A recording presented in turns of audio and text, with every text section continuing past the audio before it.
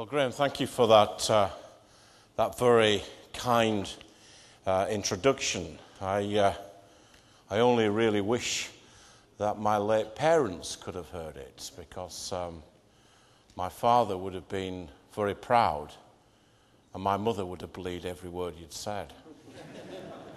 But a really very enjoyable day going around the area, seeing lots of things from really quite exciting housing projects.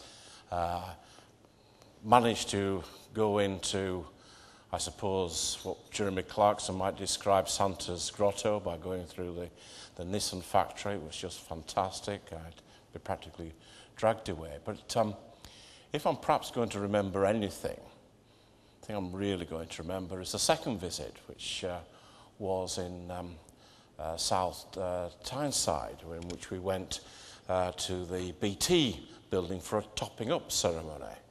And one of the joys of my job is they sort of deck you out to do this appropriately. So I had a hat that was actually a little bit too big for me.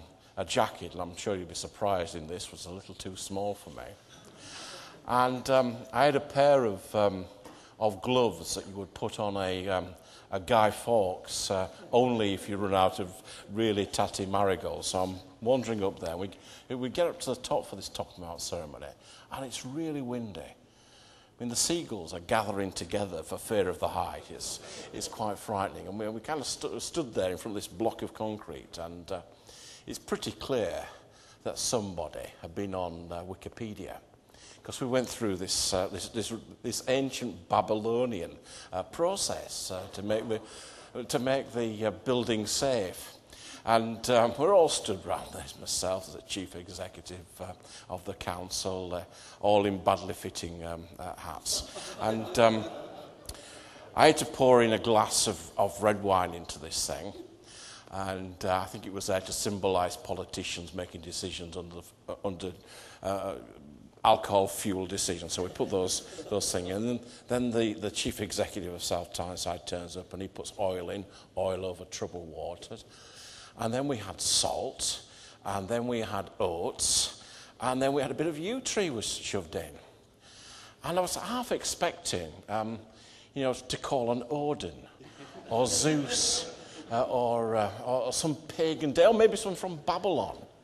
And I'm stood there and I'm thinking, crikey, if the Archbishop of Canterbury finds about this, I'm going to be even more trouble. But Graham, thank you so much for that kind introduction, and thank everybody that's been so generous with their time today, for Sandy, for my mate Mayor Arkley, Councillor Malcolm, Martin Swales, Maggie Buttress, Kevin MacDonald, Roy Stanley, and lots of people, actually. I really have had a pretty good time. But look, one thing I really want to make absolutely clear, and it kind of reflects some of the questions I was getting from the press. I'll let you into a secret. I am a Conservative.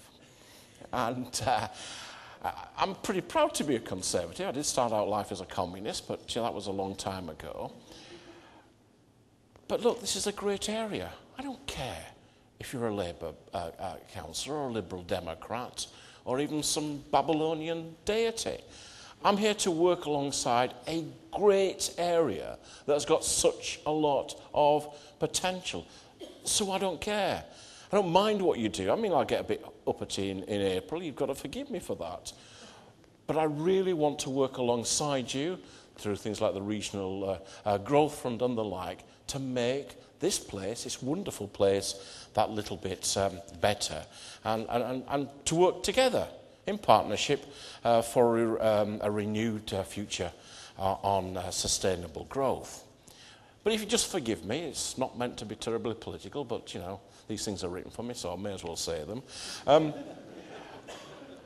I think you need to understand that, a year ago, the government came into office in the wake of the worst recession since the Second World War. And it was our absolutely overriding priority to restore the economy. And We did make our intentions, I think, absolutely clear from the very start. We had to rein in public spending. We needed to cut the deficit. We needed to get a grip of the national debt. And in that process, despite having a sovereign debt, which is a posh way of saying government debt, the largest in Europe, we've managed to retain our rating, our AAA rating. We've managed to keep the level of interest rates at a reasonably low level. And we've managed to retain the confidence of international investors. If we'd not managed to do all those things, I think the situation that we'll be facing will be far more grave now. So if the first emergency budget was really about a rescue mission, the budget that we've just had is about recovery. It underlines our commitment to renew growth. Not growth fueled by private debt and public spending, but long-term, sustainable growth led by private enterprise, exports and investments. Balanced growth, drawing on the success of a whole range of industries. Of course I want to see financial services thriving. I also want to see manufacturing, retail, creative industries and exporters of all kinds flourishing too. And we want to see growth in every part of the country. New jobs and businesses in every city and in every town. We all know the challenges that this part of the world has faced for a generation or more. A decline in traditional industries and a heavy reliance on the public sector. And don't get me wrong, I think I'm reasonably sophisticated about this. I kind of understand why that happened. And I kind of understand that it actually was, at the time, quite a sensible thing to do. But it does mean that this particular area is more, I think, vulnerable to changes in the economic cycle than most is. I really want us to start thinking about the future. I want to think about what a successful, growing local economy looks like. And I think maybe there's 3 elements that are key to this success. Putting an emphasis on business and not bureaucracy, seeking a diverse economy, and taking real power and real responsibility at a local level. So let's just deal a little bit with each one of those in turn. First, a successful economy that are bound out of business and not bureaucracy. I think a successful economy, the private sector has to take a lead in driving growth. Entrepreneurs create businesses, they create jobs. And they understand what is going to make the local economy work. I know that all the councils, without exception, in this room have worked to forge links with businesses for a very long time. But today, there is a stronger formal footing for you to work together, and that's through the local enterprise partnerships.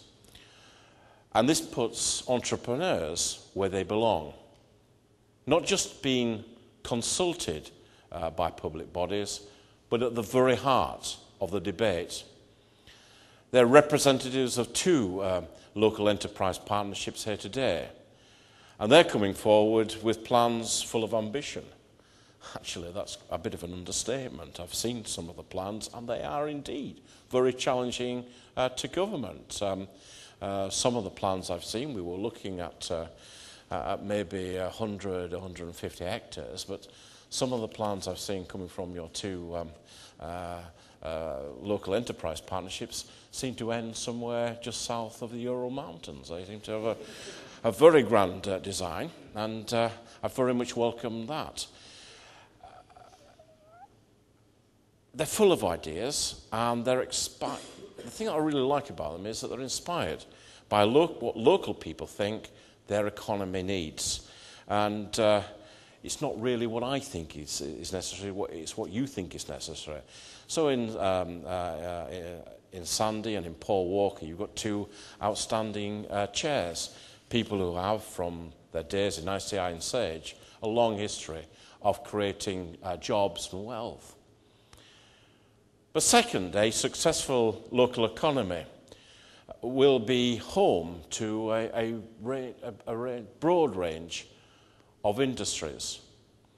Just as our national economy will be stronger if it draws from a whole sector of different sectors inside the economy. So different parts of the country will be better able to weather changes in a global economy if there is a broad range of employers. As you well know, this part of the world has a proud history of engineering and manufacturing excellence. Well, so it says on the paper, but the truth is this part of the world, this is where it started.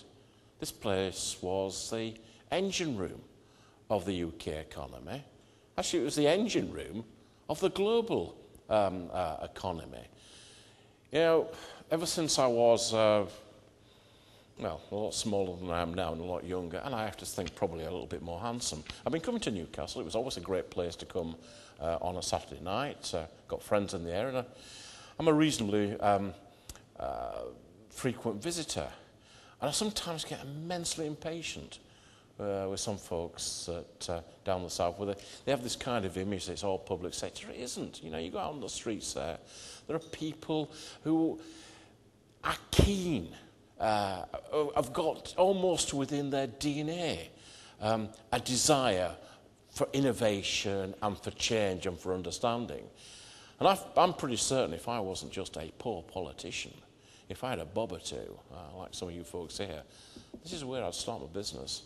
This is where I would come, because I know I'd make money in this area. And that's something I think wonderful to hold on to. And I think we've had some really good announcements. Good news about the Redcast Steelworks, the new Hitachi plant at Newfoundland Redcliffe. Good news that Caterpillar are looking to double the production in County Durham. And all forms of traditional manufacturing, I think, is still going strong. And there's great strengths here locally in science and tourism. And the local university are a strong and enduring reputation with a very heavy partnership with business has resulted in high quality projects such as the Digital City in Middlesbrough. Tees Valley is at the very heart of the UK chemical industry, and this part of the world is aiming to lead the country in green technology. The Nissan Leaf has the potential to be the best-selling car in the growing market for electric cars. It's a home of Climatos, a pioneering in the latest low-carbon designs, something I visited today and was frankly amazed at its possibilities. And firms are looking to lead the way in wind power and other renewable technologies.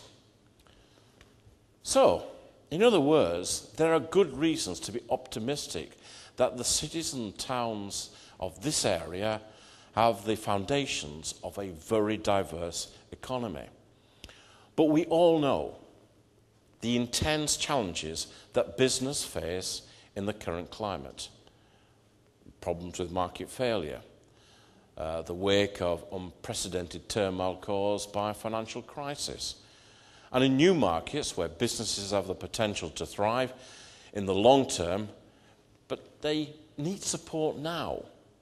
And the government is prepared to help them. We have Lord Heseltine taking an enormous interest in the Regional Growth Fund, and Hesel is always famous for wanting to intervene in the morning before breakfast, at lunchtime, and indeed at dinner. And he's I think, desperately concerned that that we absolutely focus on the regional growth fund, on something that's going to make a difference.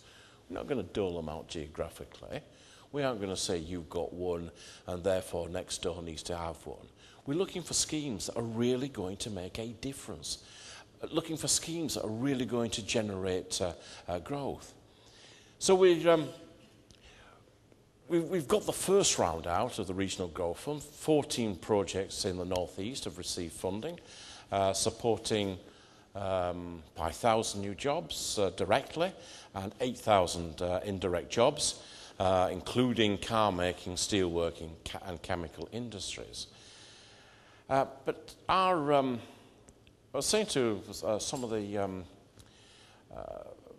folks I was talking to at the reception upstairs, I think in many ways, in terms of getting things going, this area is so lucky. There's a tyne on the T's, and I really do think in terms of regeneration, if you've got something that delineates an area that gives you you have the possibility of being able to form things around in terms of growth in a way that other parts of the country shouldn't have. And I was very impressed at the way both rivers have been dealt with in terms of economic development.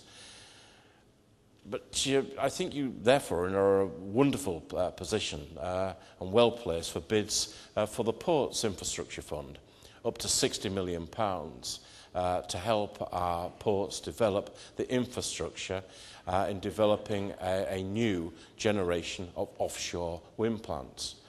And the Green Investment Bank, which will inject about £15 billion into the green economy over the next 4 years, is full of potential for local firms.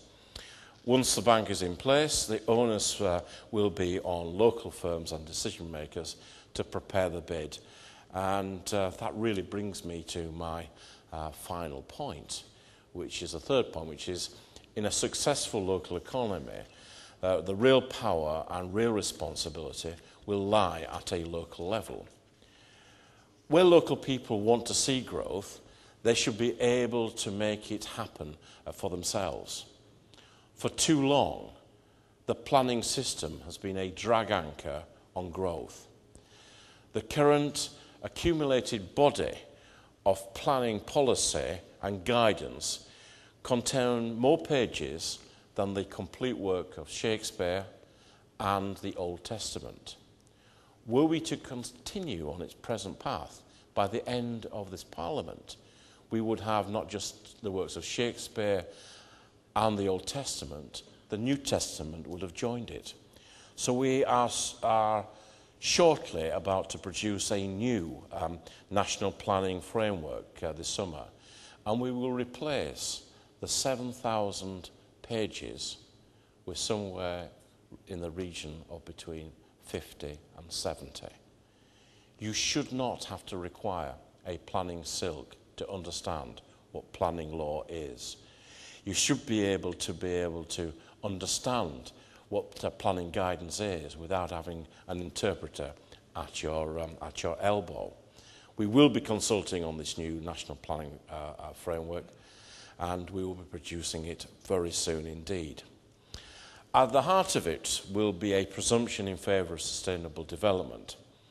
Where developer proposals are in line with the principles set out in the planning framework and with local plans, authorities will need to have a very compelling reason why they say no. This will give firms more certainty about how their proposals will be treated.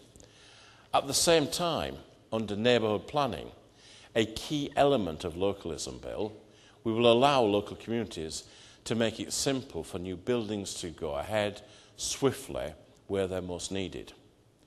And where communities choose to grow, they should be able to feel the results of their decisions. They should be able to reap the benefits locally. The New Homes Bonus and the Community Infrastructure Levy will provide cash for councils and neighbourhoods that welcome in new developments. Under the Local Government Resources Review, we are examining ways of helping local authorities establish greater financial autonomy, including through the local retention of business rates. In other words, we are giving local people the choice to say yes to growth and giving them reasons to do so. These policies come together in enterprise zones, which we intend to be the hothouses for new growth, where business will get a discount on their rates. Enterprise zones are the shape of things to come.